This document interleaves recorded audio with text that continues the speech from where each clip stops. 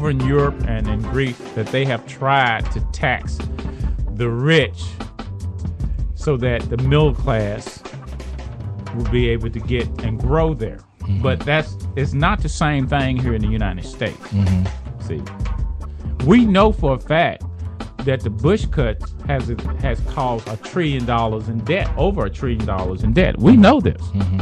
They know this too, because the talking points on the balance of budget is never done except during presidential elections. And speak to the issue that, if I recall, now I know Reagan did it, but if I recall, the last balanced budget was under Democratic rule. I want to say that it seems like when Democrats are in office, the people do better, and when the Republicans are in office, corporate America does better. But I don't want to go too far off the cuff. But you understand what I'm saying? Yeah. What's going on with that? But you made a legitimate point.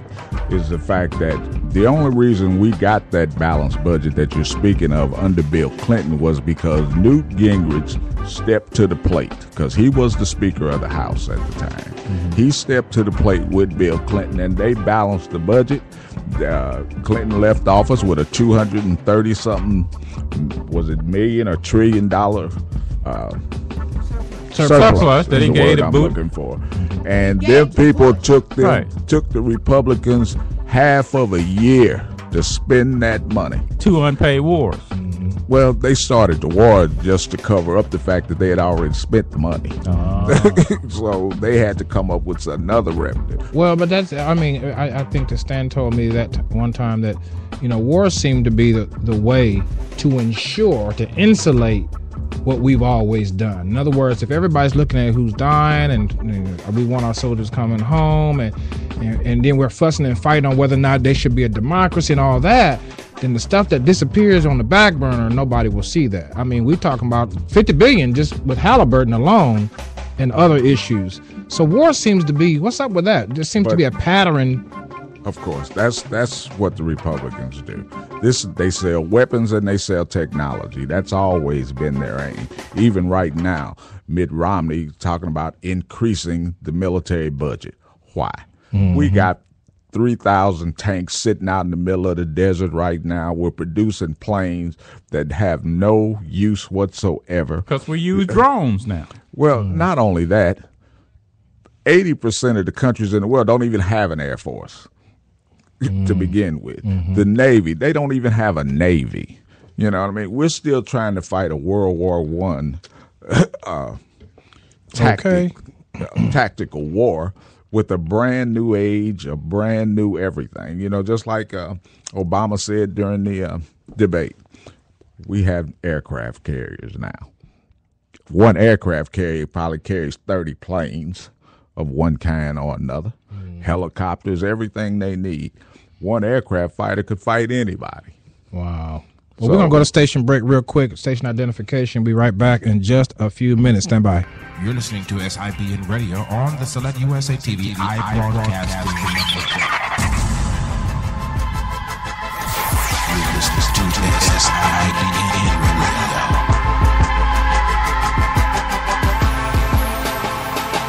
And we thank you for joining us live and on demand right here on the Political Random Conversation. And I have in the studio Stan the Man and give me that name one more time. Mac Tush.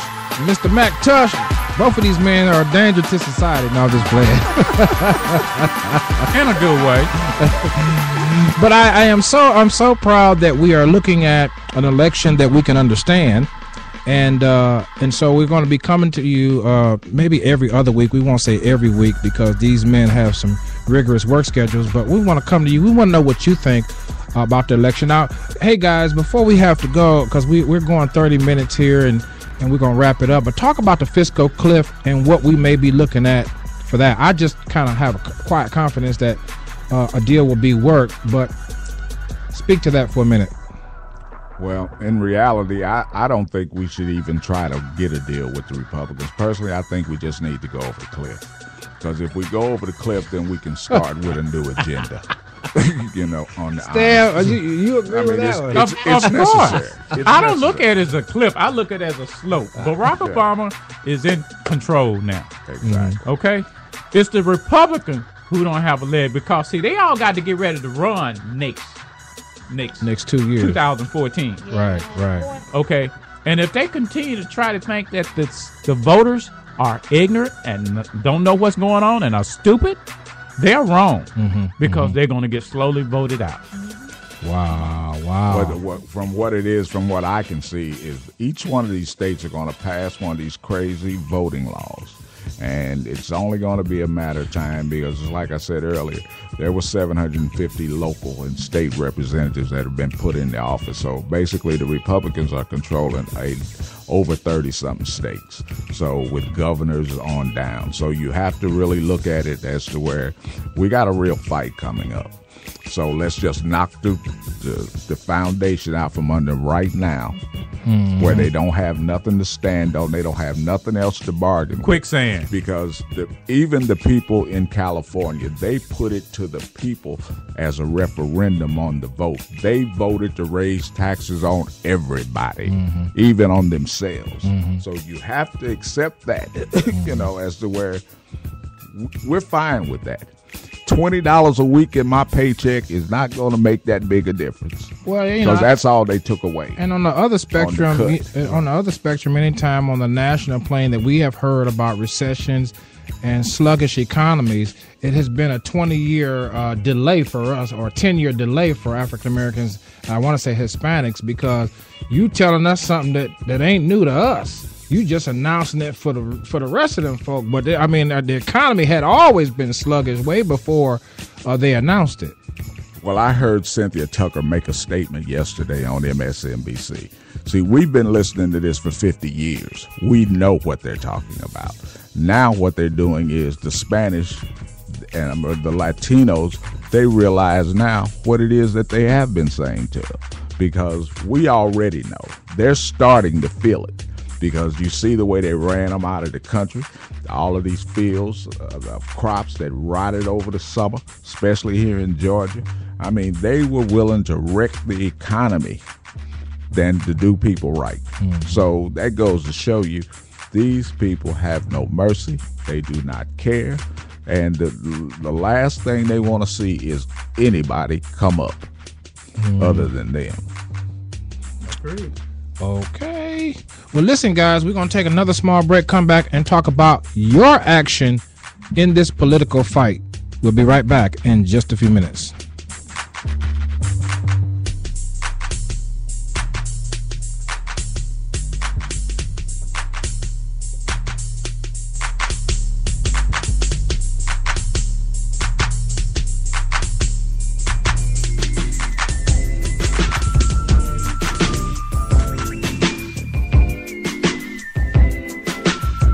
I know I didn't hear nobody say in the political process, I love it when you call me Big Pop. Well, you can't call you Big Papa no more.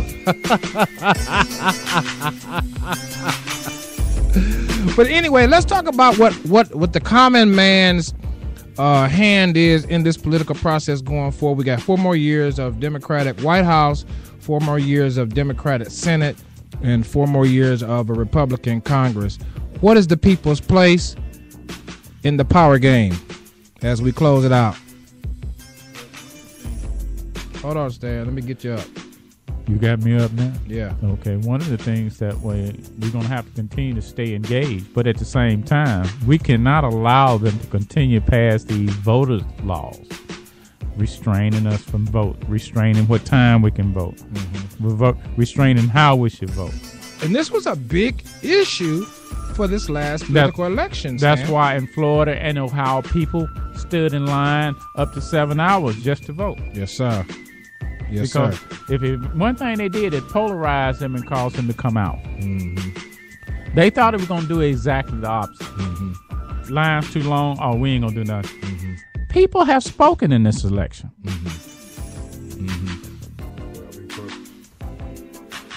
Go ahead. One of the few times, I guess, we have to really accept the fact, along with these Republicans, that we have a fight on our hands. It is no time to sit down. We slept the 2010 elections and we saw what happened. The Tea Party basically took over the Congress and have basically got it by a stranglehold right now. Right now, they're still saying the same thing they've been saying for the last 2 years. These people are not going to budge. Go over the cliff. If we don't do that, we're not going to make it. Well, they say they're going to make sure we don't. But sometimes I think that we need to let the listener know that this fiscal cliff means something to one group of people and something else to another group of people. What is the fiscal cliff? What does it mean to white America, white established America, versus the rest of the country? Because it means different things to different people. Fiscal cliff. Well, most of it is they're looking at is that how can we get the debt under control? But at the same time, while we continue to subsidize all these big business people, they making money. Oil company people are making money. Mm-hmm. But why are we subsidizing them for them to do their own research to find more oil? Mm-hmm. It's the same thing with why are we subsidizing rich people to get a tax credit when the bulk of the money being spent on is the middle class? Mm-hmm. Mm-hmm. That keeps the economy rolling. That's what keeps the economy rolling. It's the middle class. Right. Rich people don't spend a lot of money. And I'm glad you said that, because that was just the question I was just getting ready to form my lips to say is that would you please tell people why the economy rose? It rose because the middle class spends money. We spend money. Not the rich. Not the rich. What class and poor people. What aggravates me more so than anything else is, personally, I could care less about whether or not they balance the budget. Why do I even care? Mm-hmm. I'm not even in on that part of the game, and they are. So that's their issue. Our issue is, how do we get money into our community? Just give us ours. We need to live. Most people aren't engaged in politics like that. Right. You know, we only look out, once again, back to the kitchen table issues. Mm-hmm. That's what we care about. Right. You know. Your household budget. Exactly. I care about whether my kids eat, my rent is paid, and my car payments, all my bills are paid. That's and my utilities are on. Yeah. And that's probably 60% of the people in this country. They work jobs. Right. So it's a kitchen table issue for us. All of those government mandates and all of that, we're not even in on the conversation. Not even in. And I wonder when they used to say, well, according to the polls, and I used to say to myself, ain't nobody called me. Ain't nobody called me in my 62 years on earth. Never been in a poll research in my life. So who are they calling? Republicans. As you notice, it always says most likely voters. Oh, okay. I never read the small print. I mean, that's it. You know? Republicans are full of small print.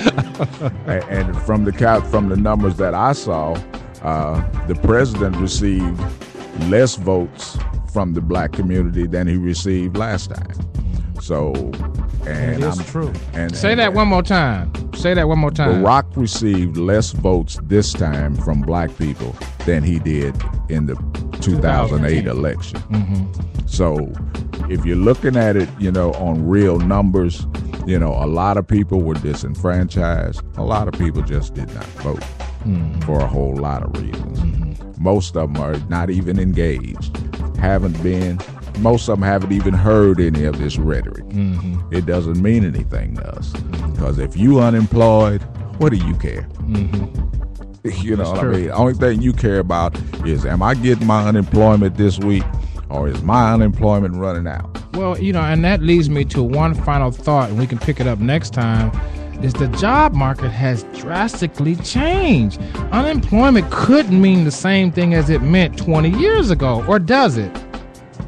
Well, yeah, yes, it does. And the reason I say that is because that was the one period of a boom period that we had in my lifetime, was when Bill Clinton was in office, because we had jobs. They didn't pay a whole lot, which they still are now. This whole country right now is trying to turn everybody into a $10 an hour employee. We're trying to outsource everything. Well, yeah, true. Well, they've already done that. You know what I mean? So even if the jobs come back, just like they devastated, when I travel, and I travel around this country a lot, when I go up north, the north is devastated.